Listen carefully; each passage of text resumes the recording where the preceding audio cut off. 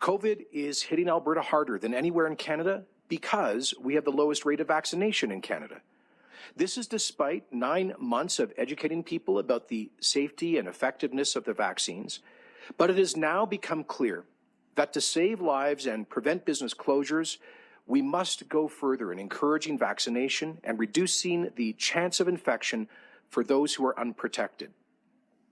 That is why the government has reluctantly decided to adopt the Restriction Exemption Program, a proof of vaccination program for participation in certain discretionary activities that have a higher risk of viral transmission. No one will be compelled to get vaccinated against their wishes, and a negative test option will be offered as an alternative. But with unvaccinated patients overwhelming our hospitals, this is now the only responsible choice that we have. I had earlier committed not to introduce proof of vaccination because of concerns I had around privacy rights. But the government's first obligation must be to avoid large numbers of preventable deaths. We must deal with the reality that we are facing. We cannot wish it away. Morally, ethically, and legally, the protection of life must be our paramount concern. I believe that the vast majority of Albertans understand this and support this.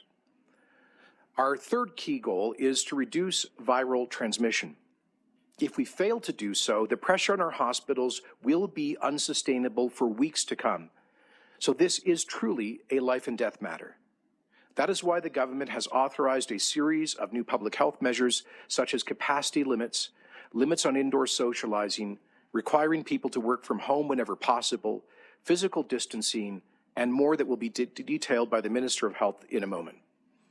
We have sought to minimize the impact of new health measures on children, recognizing that they have suffered disproportionately throughout the last 19 months, even though they are at the lowest risk of severe COVID outcomes. We'll also avoid business closures by allowing hospitality and other businesses to participate in the new proof of vaccination program as an alternative. This means that businesses can operate safely while cutting viral transmission at the same time.